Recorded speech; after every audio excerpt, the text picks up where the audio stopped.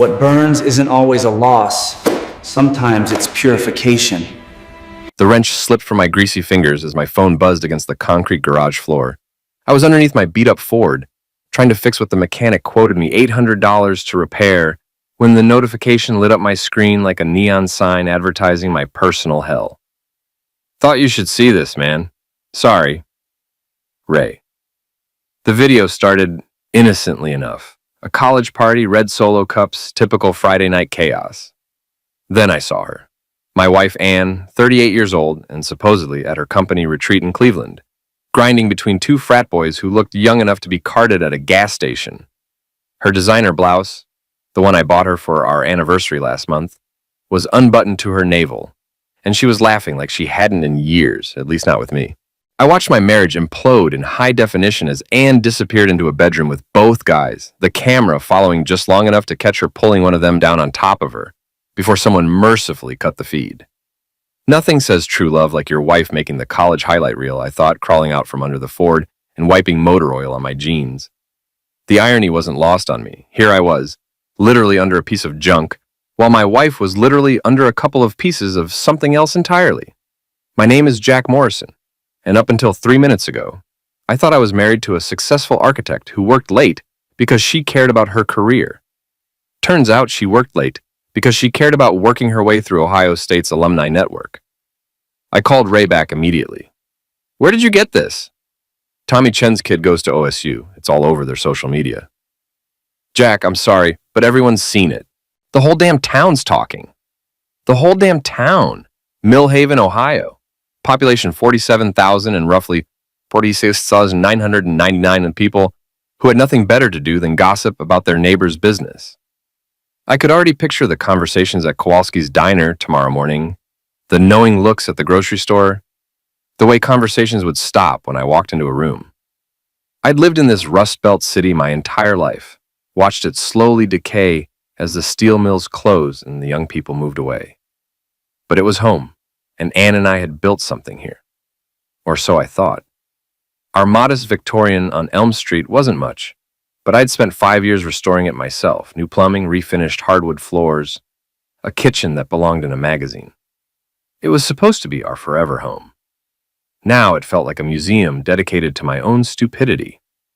Anne's car pulled into the driveway at 11:30 p.m., her BMW purring like a satisfied cat.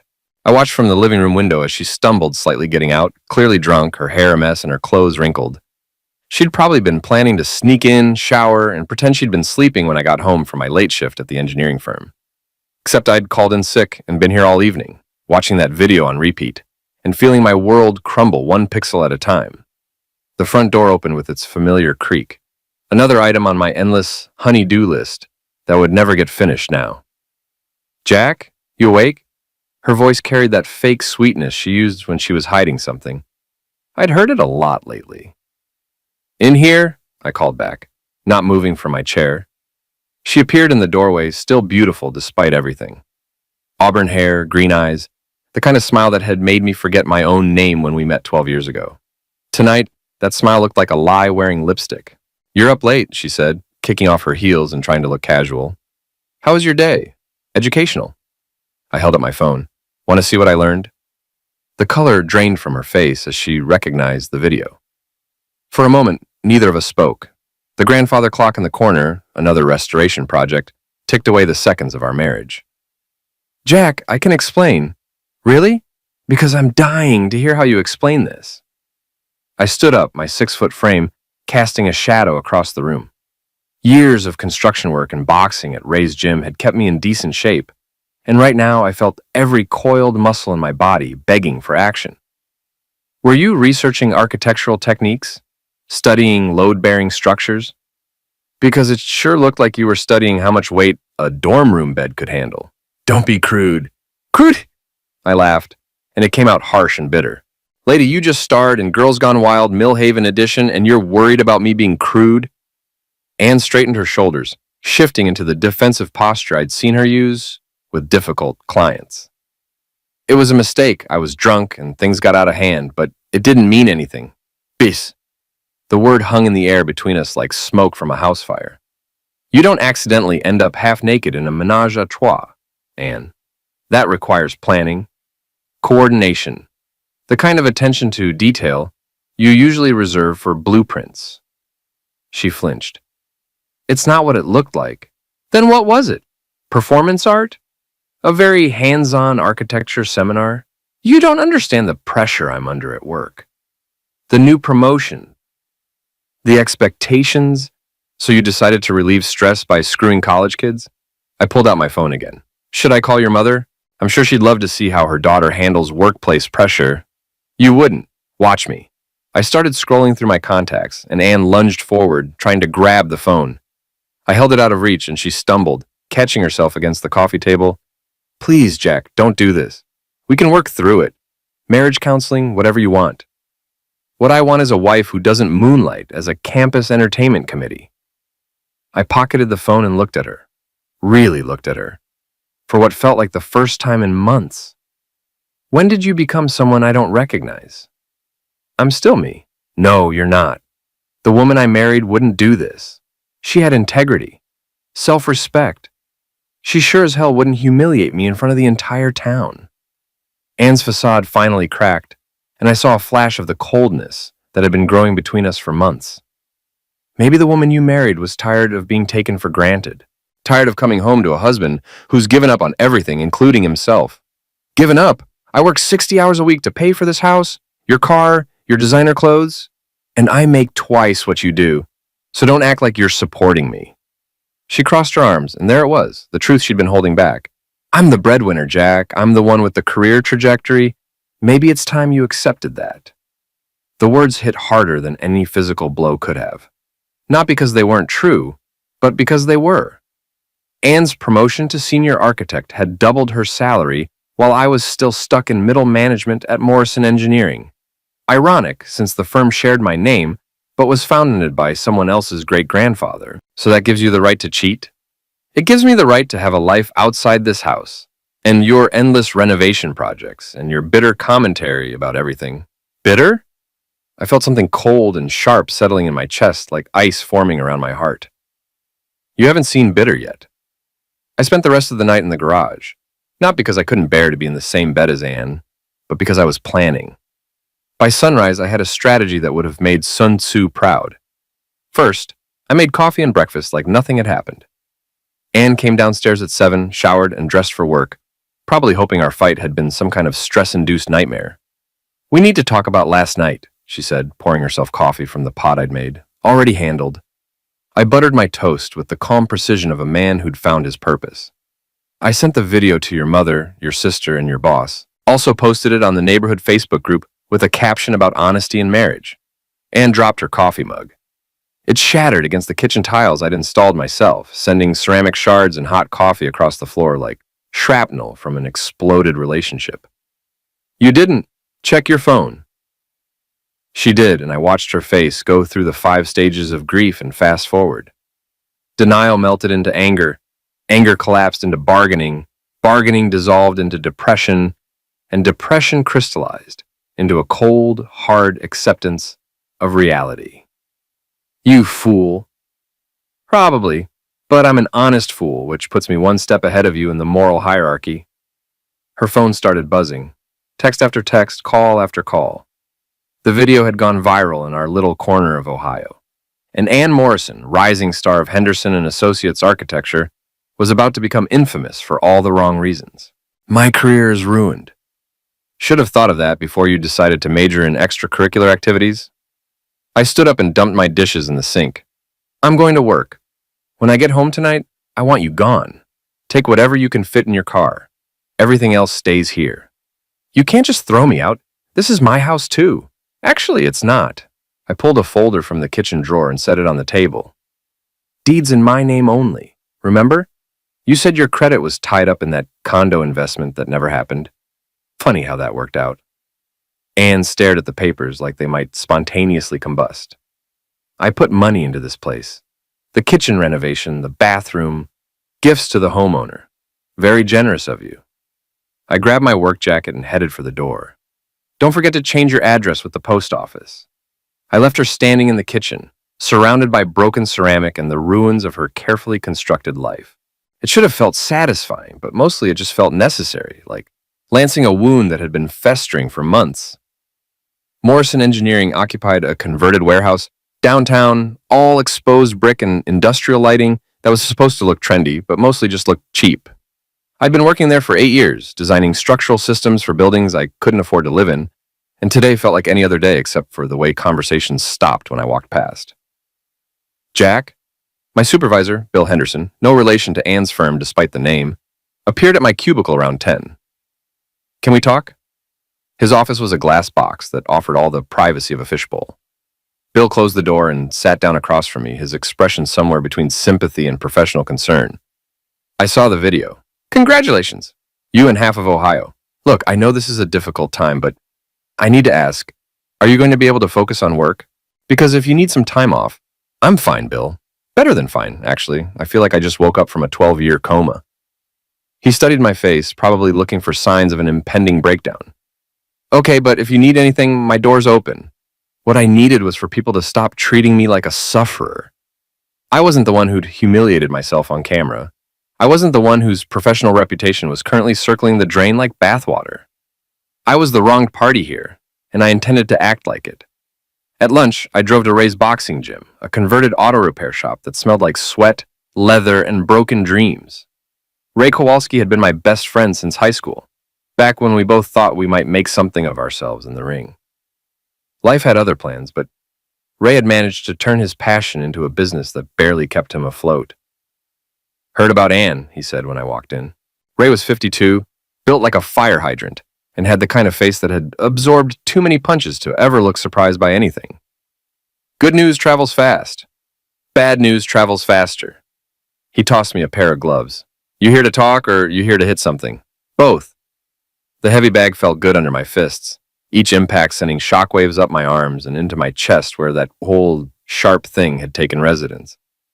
I'd been boxing since I was 16 and my body remembered the rhythm even after months away from the gym. So what's the plan? Ray asked, holding the bag steady. Plan? Don't BS me, Jack. I've known you too long. You've got that look in your eyes, the same one you had before you knocked out Danny Kowalski in the Golden Gloves. Danny was your cousin. Danny was also a punk who had it coming, just like Anne. I stopped punching and looked at him. You think she had it coming? I think she's been treating you like crap for 2 years, and now everyone knows what kind of person she really is. Ray shrugged. Sometimes the truth hurts. Sometimes it's supposed to. That afternoon, I did something I hadn't done in months. I left work early, not because I was falling apart, but because I had research to do. If Anne wanted to play games, I was going to learn the rules. Anne's office was in the Henderson building, a gleaming monument to architectural excess that looked like someone had crossed a spaceship with a corporate headquarters.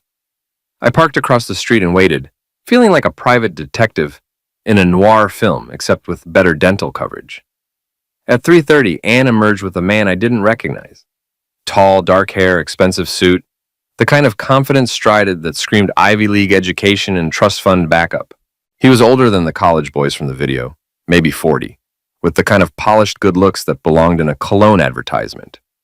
They walked to his car, a silver Porsche that probably cost more than I made in 2 years, and drove off together. I followed at a distance, feeling ridiculous but also oddly focused. This was better than sitting at home feeling sorry for myself. They ended up at the Riverside Marriott, the nicest hotel in Millhaven, which wasn't saying much, but was still way above my pay grade. I watched them walk into the lobby like they owned the place, Anne's hand resting on his arm, with the casual closeness of people who'd done this before. So the college boys weren't a one-time thing. They were just the tip of the iceberg. I called my sister Tracy from the hotel parking lot. She managed Mickey's Tavern, the kind of blue-collar bar where secrets went to die and gossip was the primary currency. Jesus, Jack, I heard about the video. You okay? I'm fantastic. Listen, I need a favor. What do you know about Henderson & Associates? The architecture firm? Not much. Why? Anne's been working late a lot. I'm starting to think her overtime doesn't involve blueprints. Tracy was quiet for a moment. You want me to ask around? I want you to find out everything you can about Anne's work life. Who she's been seen with, where she goes after hours, anything that might explain how my wife turned into someone I don't recognize. Consider it done. But Jack, be careful. When you go looking for dirt, sometimes you find more than you bargained for. That evening, I sat in my empty house and made a list. Not a grocery list or a honey-do list, but an inventory of everything I knew about my wife's new life.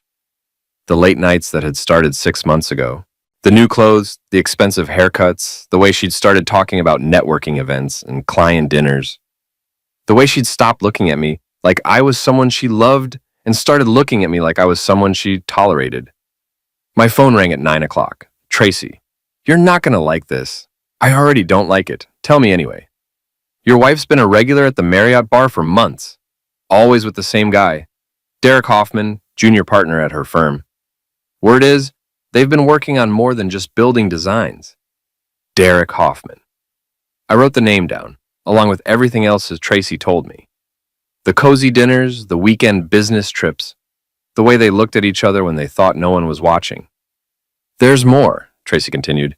Anne's best friend Melissa has been covering for her, telling people Anne was with her when she was really with this Derek guy. They've got a whole system worked out. Melissa Chen, Anne's college roommate, maid of honor at our wedding, the woman who'd been coming to our house for dinner every month for the past decade. Another name for my list. How long has this been going on? Best guess, since Anne got her promotion. Maybe longer.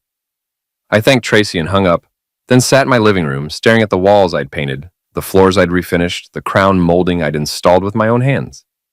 Everything in this house was a monument to the life I thought I was building. Now it felt like a mausoleum. But I wasn't dead yet. And neither was my capacity for creative problem solving. The next morning, I called in sick to work and drove to the Henderson building. Not to confront anyone, but to observe. I wanted to understand the ecosystem that had produced this new version of my wife. The lobby was all marble and glass, with a directory that listed Henderson & Associates on floors 12 through 15. I took the elevator up to 12 and walked around like I belonged there, noting the layout, the security cameras, the way people moved through the space. Derek Hoffman's office was on 14, with a nameplate that identified him as Associate Partner, Commercial Design. Through the glass walls, I could see him at his desk, talking on the phone with the kind of animated gestures that suggested he was closing a deal or impressing a client. He looked younger than he had from a distance, maybe 35, with the kind of boyish features that probably made clients trust him with their million-dollar projects. I wondered if Anne was just another project to him, or if he actually thought he was in love. Not that it mattered. Either way, he was about to learn that actions have consequences. I spent the rest of the morning at the public library using their computers to research Derek Hoffman.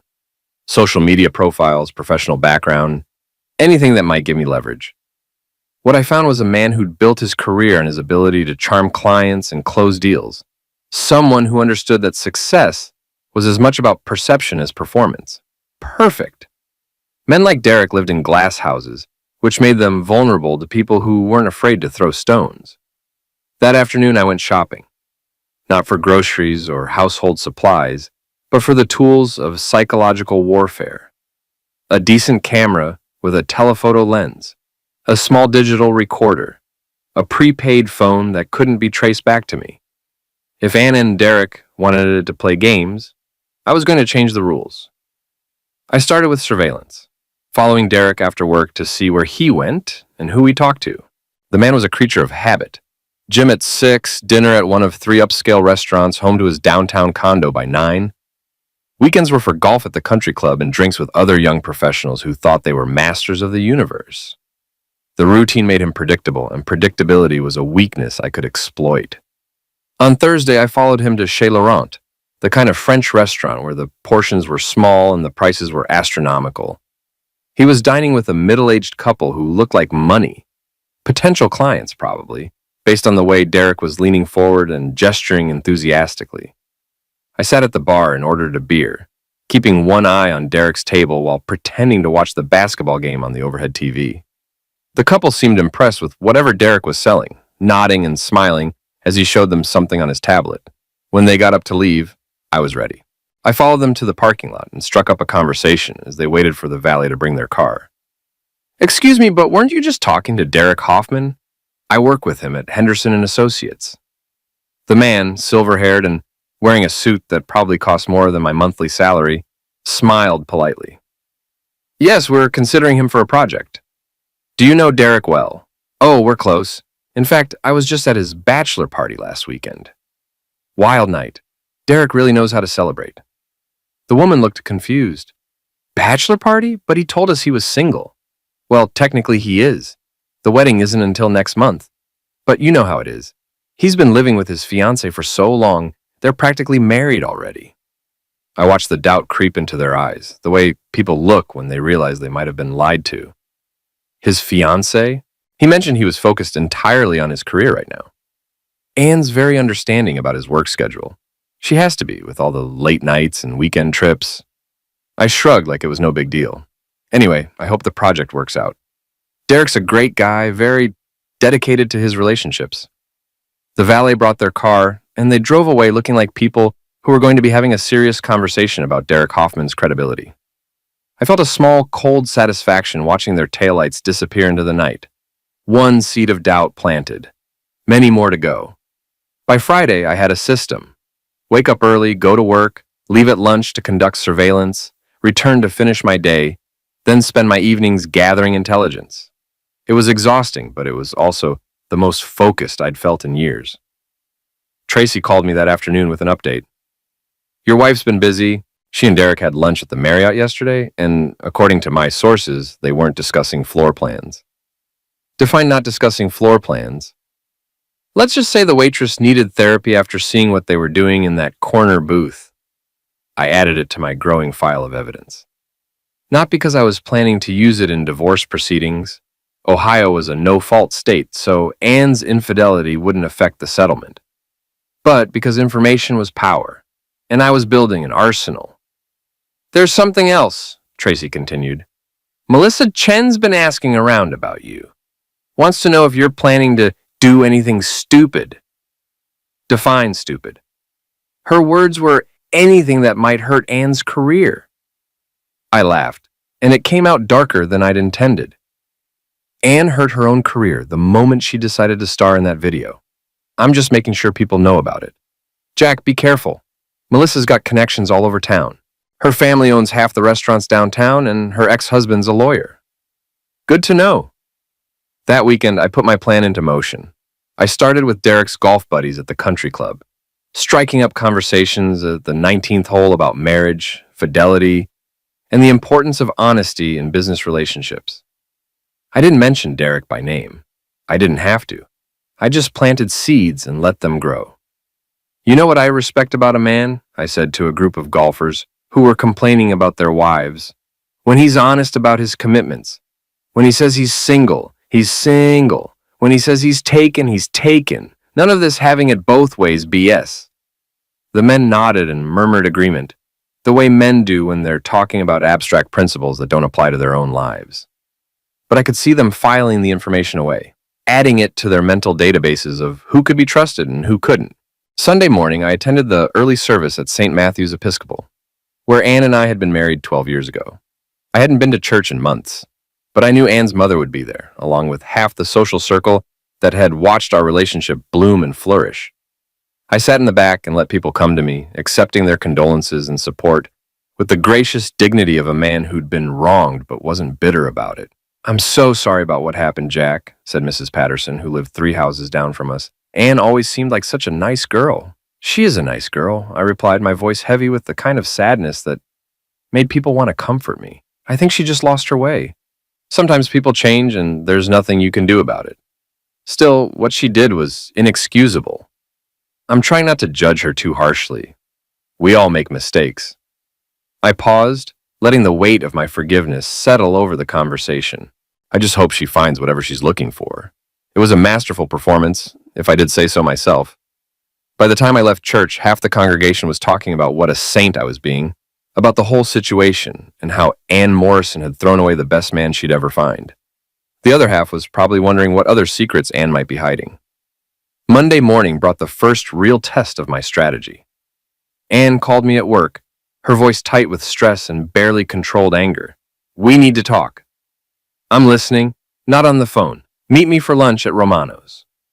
Romano's was a small Italian place downtown, the kind of restaurant where you could have a private conversation without being overheard. It was also public enough that Anne wouldn't be able to make a scene without embarrassing herself further. I arrived first and chose a table in the back, positioning myself so I could see the entire restaurant. Anne walked in 10 minutes later, looking like she'd aged 5 years in the past week. Her hair was pulled back in a severe bun, her makeup couldn't quite hide the dark circles under her eyes, and her usual confident stride had been replaced by something more cautious. "You look terrible," I said as she sat down. "Thanks to you." She ordered coffee from the waitress, her hands shaking slightly as she reached for the menu. "Do you have any idea what you've done? Enlightened people about your extracurricular activities? You've destroyed my reputation, my career, my relationships with my family. I didn't destroy anything, Anne. I just shared some information. You were the one who chose to star in that video." She leaned forward, her voice dropping to a whisper. "Derek's biggest client just fired him. The Riverside Development Project, 2 years of work, gone. They said they couldn't trust someone who lies about his personal life to be honest about their business." I felt that cold satisfaction again, like ice water flowing through my veins. "That's unfortunate. It's not just Derek. My mother won't speak to me. My sister thinks I'm having a breakdown. Half my friends won't return my calls. The other half are asking if the rumors about me and Derek are true." "Are they?" Anne stared at me across the table, and for a moment I saw a flash of the woman I'd married, vulnerable, uncertain, looking for someone to tell her everything would be okay. Then her expression hardened into something I didn't recognize. "You want the truth, Jack? Fine. Yes, Derek and I are involved. Yes, we've been seeing each other for months. And yes, I'm probably going to leave you for him." "Probably? Definitely. This marriage has been over for years.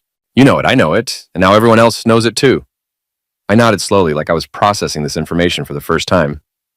"So the college boys were what, a job interview?" "The college boys were a mistake, a drunken, stupid mistake that I regret. But not Derek. Not Derek." She straightened her shoulders, finding some reserve of defiance. "Derek understands me. He appreciates my ambition, my intelligence, my potential. He doesn't make me feel like I should apologize for being successful." "I never asked you to apologize for being successful. You didn't have to. It was written all over your face every time I got promoted, every time I brought home a bigger paycheck, every time I accomplished something you couldn't." The words hit their target, but instead of pain, I felt something else, a crystalline clarity that cut through months of confusion and self-doubt. "You're right," I said. "I was threatened by your success. I was jealous, insecure, and probably not the husband you deserved." Anne blinked, clearly not expecting this response. "But here's the thing," I continued. "Being a crappy husband doesn't give you the right to be a cheating wife. If you were unhappy, you should have talked to me. If you wanted a divorce, you should have asked for one. Instead, you decided to humiliate me in front of the entire town. I never meant for that video to get out, but it did, and now we both have to live with the consequences." I stood up and dropped a 20 on the table. "Enjoy your new life with Derek. I hope it's everything you think it will be." I was halfway to the door when she called after me. "Jack, wait." I turned back and she was standing beside the table, looking smaller somehow. "What happens now?" Now, you find out what it's like to live in a town where everyone knows your business." I smiled, and it felt like baring my teeth. "Welcome to my world, Anne. Population, you." That afternoon, I made a decision that would have seemed impossible a week earlier. I called Derek Hoffman's office and scheduled an appointment. "I'm interested in discussing a potential project," I told his secretary. "Residential renovation, significant budget." The appointment was set for Thursday at 2 o'clock. 3 days to prepare for a conversation that would determine the trajectory of the rest of my life. I spent those 3 days gathering intelligence about Derek's business practices, his client relationships, and his professional vulnerabilities. What I found was a man who'd built his success on charm and connections rather than talent or integrity, exactly the kind of person who would crumble under sustained pressure. Thursday arrived gray and cold, typical October weather in Ohio. I dressed carefully, my best suit, conservative tie, the kind of outfit that suggested serious money and serious intentions. I wanted Derek to see me as a potential client, not a cuckolded husband seeking revenge. The Henderson Building's lobby was busy with the usual mix of professionals and visitors. I rode the elevator to the 14th floor, announced myself to the receptionist, and waited in a conference room that overlooked downtown Millhaven's modest skyline. Derek entered at exactly 2 o'clock, extending his hand with a smile that probably cost his parents $50,000 in orthodontic work. Mr. Morrison, pleasure to meet you. I understand you're interested in a renovation project. That's right. I shook his hand, noting the soft palm and manicured nails of a man who'd never done manual labor. Victorian house on Elm Street. Significant historical value, but it needs updating to meet modern standards. Derek's eyes lit up with the kind of enthusiasm that suggested dollar signs. Sounds fascinating. Tell me about your vision for the space. For the next 20 minutes, I described my house in detail, the layout, the architectural features, the potential for expansion. I talked about budgets and timelines, about my desire to create something that would be both historically accurate and functionally modern. Derek took notes, asked intelligent questions, and gradually relaxed into the kind of easy confidence that came from dealing with wealthy clients who appreciated his expertise. I think we could create something really special, he said finally. When would you like to start? That depends. On what? On whether you can be trusted to complete the project. I leaned back in my chair and studied his face. I've heard some concerning rumors about your professional integrity. Derek's smile faltered slightly. I'm not sure what you mean. I mean the rumors about your personal life affecting your business relationships. The Riverside development situation, for example. Now Derek's face went pale. I don't know what you've heard, but I've heard that you've been lying to clients about your relationship status, that you've been conducting an affair with a married woman while telling potential clients that you're single and focused entirely on your career. Derek stood up abruptly, his chair rolling backward. I think this meeting is over. Sit down, Derek. My voice carried the kind of authority I'd learned from years of managing construction crews. We're not finished talking. I don't know who you are, but I'm Jack Morrison, Ann Morrison's husband. I watched the recognition dawn in his eyes, followed quickly by fear. The man whose wife you've been screwing for the past 6 months. Derek's legs gave out and he collapsed back into his chair. Oh, crap. Oh, crap is right. I leaned forward, invading his personal space. See, Derek, I know all about you. I know where you live, where you work out, where you eat dinner. I know about your golf game and your trust fund and your daddy's connections that got you this job. What do you want? I want you to understand something very clearly. My wife made a choice, and now she's going to live with the consequences. But you're collateral damage, an innocent bystander who happened to be in the wrong place at the wrong time. I never meant for any of this to happen, but it did happen. And now everyone in town knows that Derek Hoffman is the kind of man who sleeps with other people's wives. I smiled, and Derek flinched like I'd hit him. How do you think that's going to affect your business, your reputation, your ability to look your clients in the eye and tell them they can trust you? Derek's hands were shaking now. You can't do this to me. I'll call the police. And tell them what? That I scheduled a business meeting and hurt your feelings? I laughed. Good luck with that. I stood up and walked to the window, looking down at the street below where people were going about their normal lives, unaware of the drama playing out 14 floors above them. Here's what's going to happen, Derek. You're going to end your relationship with my wife. You're going to transfer to another office, preferably in another state. And you're going to pray that I don't decide to share what I know about your business practices with your remaining clients. You can't make me do anything.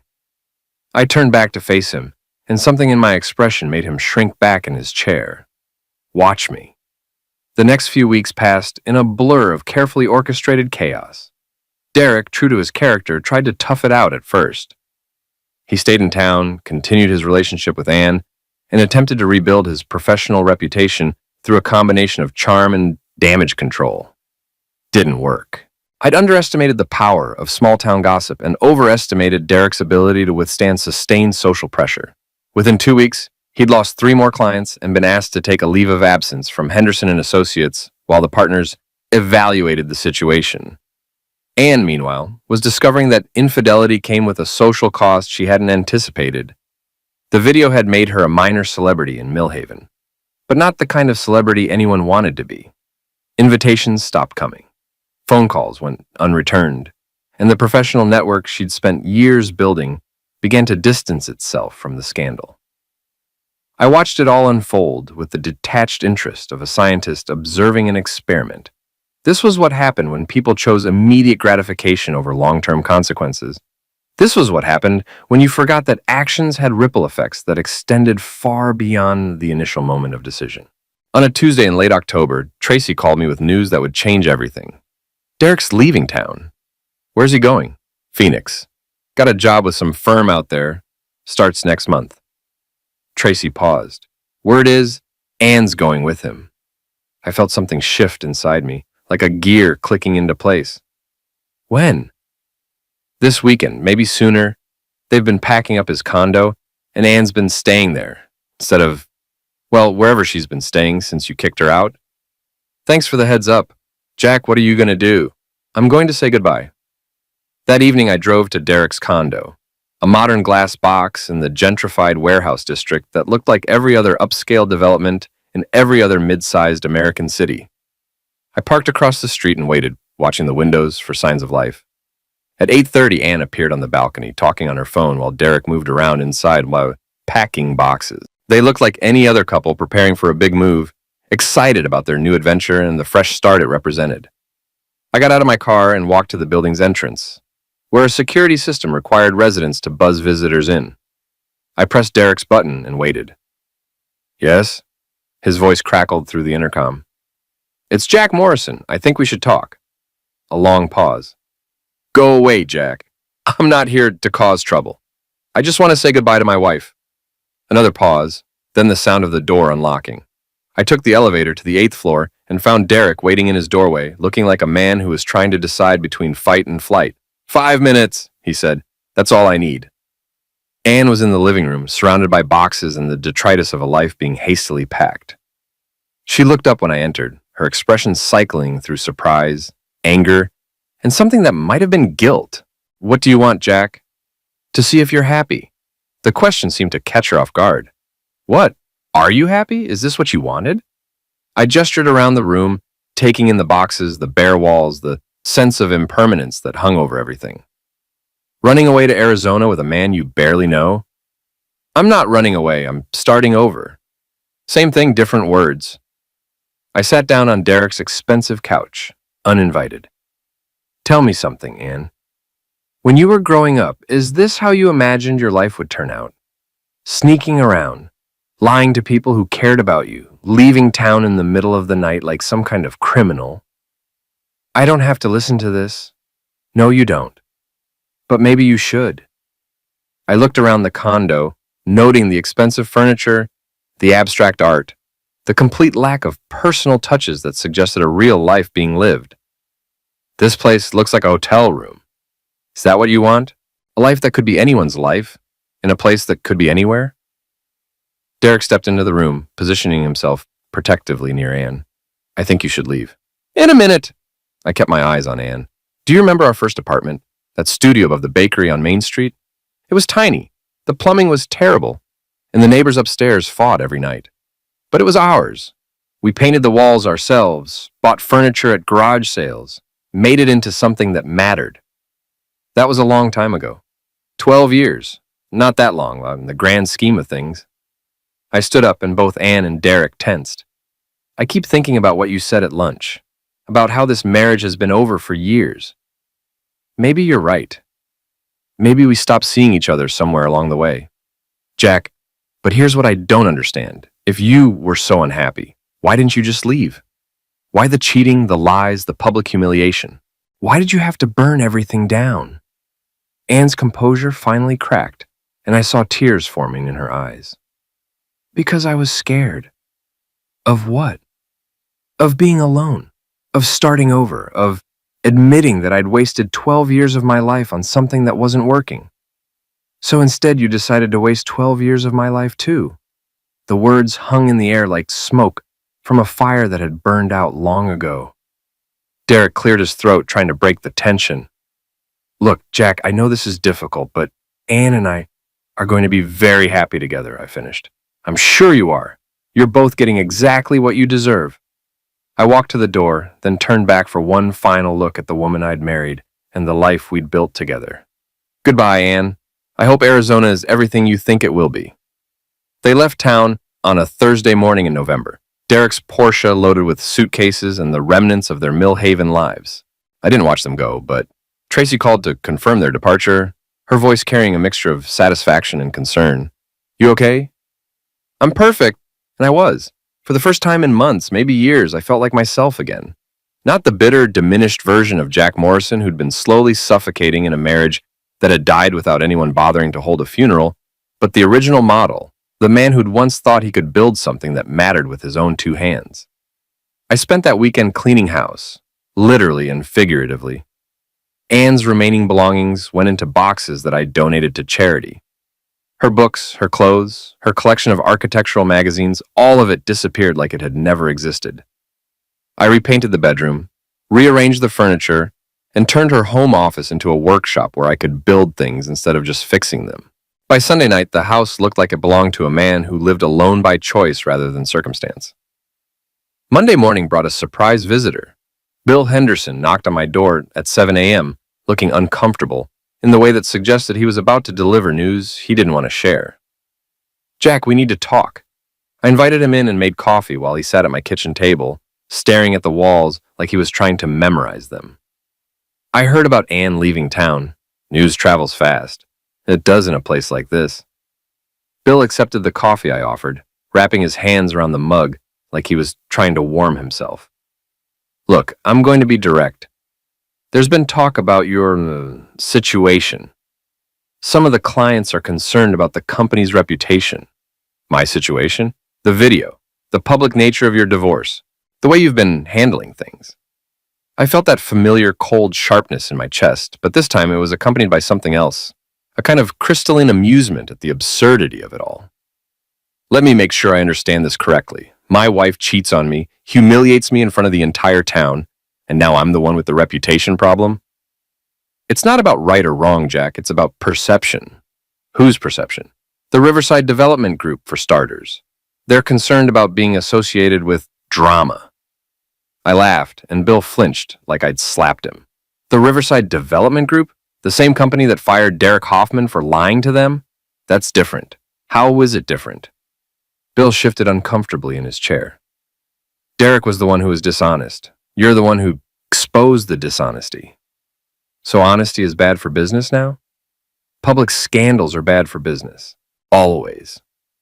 I nodded slowly, understanding finally dawning. "You're firing me. I'm asking you to consider taking some time off. Let things cool down. Maybe transfer to our Columbus office." "No. Jack, be reasonable." "I am being reasonable. Reasonable people don't get punished for being the sufferers of other people's bad behavior." I stood up and walked to the window, looking out at the street where I'd lived for 5 years. "But you know what? You're right about one thing. This town does love its drama, and I've been providing plenty of it lately. So you'll consider the transfer?" "I'll consider a lot of things." I turned back to face him, and something in my expression made him lean away from me. "Tell me something, Bill. How long have you known about Anne and Derek?" "What do you mean?" "I mean, when did you first hear the rumors? When did you first suspect that my wife was sleeping with someone from Henderson and Associates?" Bill's face went pale. "I don't know what you're talking about." "Sure you do. This is a small town, Bill. People talk. They've been talking for months." I sat back down across from him, invading his personal space. "So when you found out that one of your employees was being made a fool of by his cheating wife, what did you do? Did you warn me? Did you give me a heads up that my marriage was falling apart?" "That's not my place. Or did you just sit back and wait to see how it would all play out? Maybe place a few bets on whether I'd figure it out on my own?" "Jack, you're being paranoid." "Am I? Or am I finally seeing things clearly?" I leaned back in my chair, studying his face, and you know what I think, Bill? I think you knew exactly what was happening. I think half the town knew. And I think everyone was just waiting to see how long it would take for stupid Jack Morrison to catch on. That's not true, isn't it? I smiled, and Bill flinched again. Well, congratulations. The show's over.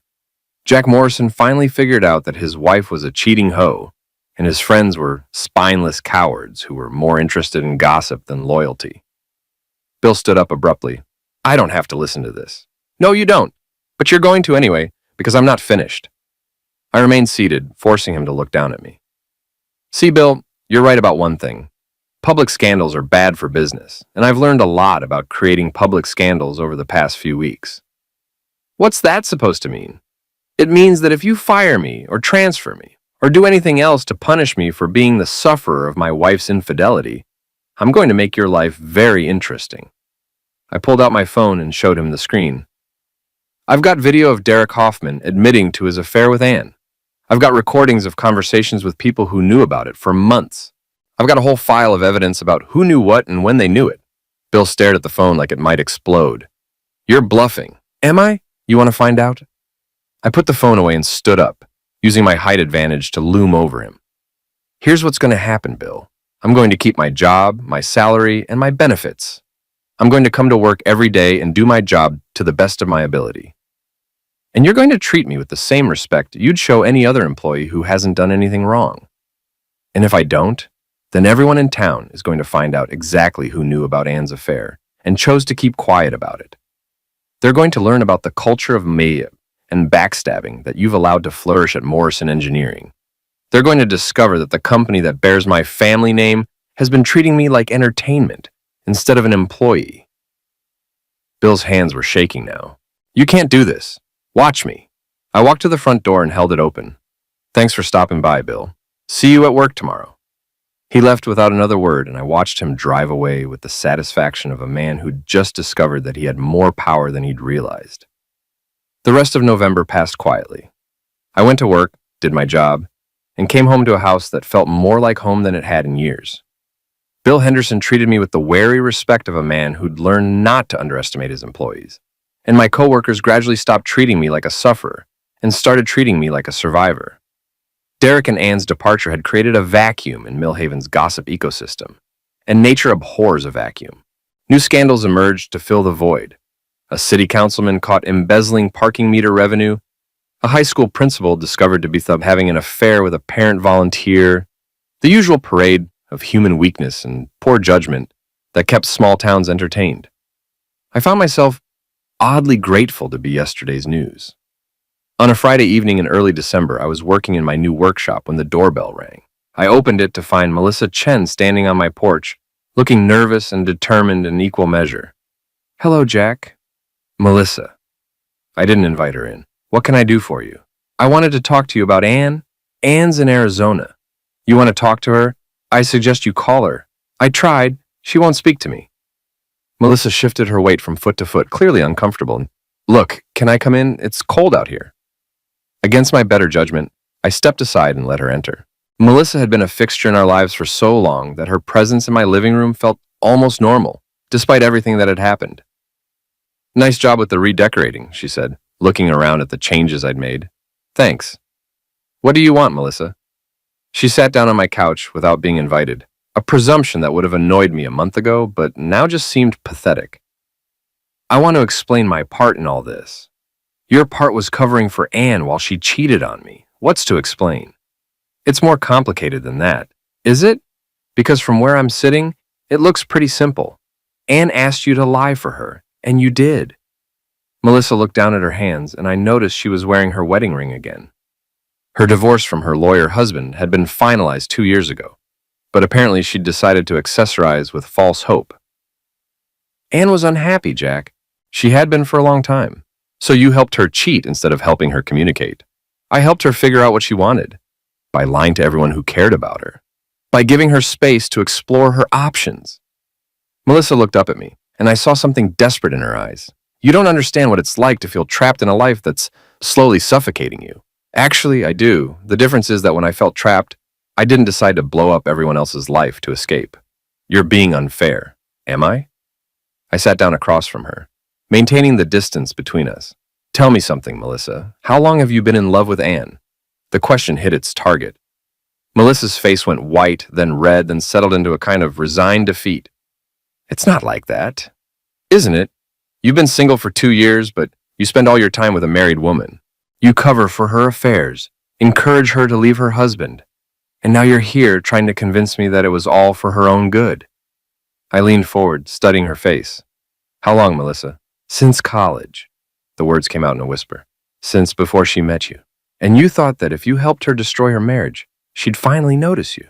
I thought she deserved better than a husband who took her for granted. What you thought was that you deserved a chance with a woman who was never going to love you the way you wanted her to." Melissa started crying then. the kind of ugly, desperate tears that come from years of suppressed hope and disappointment. I watched her fall apart in my living room and felt nothing but a distant kind of pity. She's not coming back, I said finally. Anne's not the kind of person who looks backward. She's found her new life, her new identity, her new source of validation. You're part of the old life now, which means you're irrelevant. You don't know that. I know Anne better than you do, apparently. I stood up and walked to the window, looking out at the December darkness. She's not going to call you back, Melissa. She's not going to invite you to visit. She's not going to maintain a friendship with someone who reminds her of the life she left behind. You're wrong. Emma, when's the last time you heard from her? Melissa didn't answer, which was answer enough. You destroyed your friendship with me, alienated half our social circle, and participated in the humiliation of someone who never did anything to hurt you, I continued. And for what? For a woman who's probably already forgotten your name? I should go. Melissa stood up, wiping her eyes with the back of her hand. Yeah, you should. I walked her to the door, then stopped with my hand on the knob. Melissa? Next time you fall in love with someone, try falling in love with someone who's actually available. It'll save everyone a lot of trouble. She left without another word, and I watched her drive away with the same detached satisfaction I'd felt watching Derek's car disappear into the distance. Another loose end tied off, another chapter of my old life officially closed. Epilogue. 6 months later, spring came early to Millhaven that year, and with it came a sense of renewal that felt almost biblical. I'd spent the winter months working on my house, my career, and myself, and by April I was starting to feel like a man who'd survived something catastrophic and come out stronger on the other side. The divorce papers arrived on a Tuesday, signed by Anne and postmarked from Phoenix. No note, no explanation, just the legal documentation of a marriage that had died long before either of us had the courage to admit it. I signed them that evening and mailed them back the next day, officially ending 12 years of shared history. It should have felt momentous, but mostly it just felt like paperwork. Ray called me that weekend with news that would have devastated me 6 months earlier, but now it just made me laugh. Heard from Tommy Chen's kid again. Apparently your ex-wife's been making the rounds in Phoenix. Define making the rounds. Derek caught her with some guy from her new job. Big fight, lots of drama. Neighbors called the cops. And Derek moved out. Word is he's headed back east, tail between his legs. I absorbed this information with the emotional detachment of someone reading about strangers in a newspaper. Anne's capacity for self-destruction was no longer my problem, and Derek's discovery that cheaters tend to cheat was a lesson he'd have to learn on his own. Thanks for the update. You okay with all this? Ray, I haven't been this okay in years. And it was true. The man who'd answered his phone to watch a video of his wife's infidelity 8 months ago was gone, replaced by someone harder, smarter, and infinitely more self-aware. I'd learned that I could survive betrayal, humiliation, and the complete destruction of everything I'd thought I wanted. More importantly, I'd learned that I could fight back. That evening, I sat on my back porch with a beer and my phone, scrolling through social media posts from people whose lives had moved on to new dramas, new scandals, new sources of entertainment. Anne's name had faded from the local gossip mill, replaced by fresher stories of human weakness and poor judgment. I thought about calling her, just to see how she was handling her new reality. Then I thought better of it. Anne Morrison, or whatever she was calling herself now, was no longer my responsibility, my problem, or my concern. Instead, I called Tracy. Hey, Jack, what's up? Nothing much, just sitting here thinking about how quiet it's been lately. Quiet's good. Quiet means you're not the center of everyone else's entertainment. True. I took a sip of beer and watched the sun set over Millhaven's modest skyline. You know what the funny thing is? What's that? I used to think that the worst thing that could happen to me was having my marriage fall apart in public. Turns out it was the best thing that could have happened. How do you figure? Because it taught me who I really am when everything else gets stripped away. Turns out I'm someone who can take a punch and punch back twice as hard. Tracy was quiet for a moment. You sound different, Jack. Harder. Good different or bad different? Just different. Like you finally figured out something the rest of us are still working on. After we hung up, I sat on my porch until the stars came out, thinking about the man I'd been and the man I'd become. The old Jack Morrison had been someone who built things, houses, relationships, a life based on trust and mutual respect. He'd been naive enough to believe that good intentions and hard work were enough to protect the things he cared about. The new Jack Morrison knew better. He understood that the world was full of people who would take advantage of kindness, mistake forgiveness for weakness, and destroy beautiful things just because they could. But he also understood that knowledge was power, and that power could be used to protect yourself and punish those who tried to hurt you. Anne and Derek had taught me that lesson, though probably not in the way they'd intended. They'd shown me that nice guys don't always finish last. Sometimes they just finish differently than everyone expects. I finished my beer and went inside, locking the door behind me. Tomorrow was a new day in a life that belonged entirely to me, and I had plans to make. Big plans. The kind of plans that would have scared the old Jack Morrison, but excited the new one. After all, I'd learned something valuable over the past 8 months. When someone burns down your life, you don't have to rise from the ashes as the same person you were before. Sometimes you get to rise as someone much more dangerous. I smiled in the darkness of my empty house, and for the first time in years, it felt like the smile of a man who was exactly where he was supposed to be.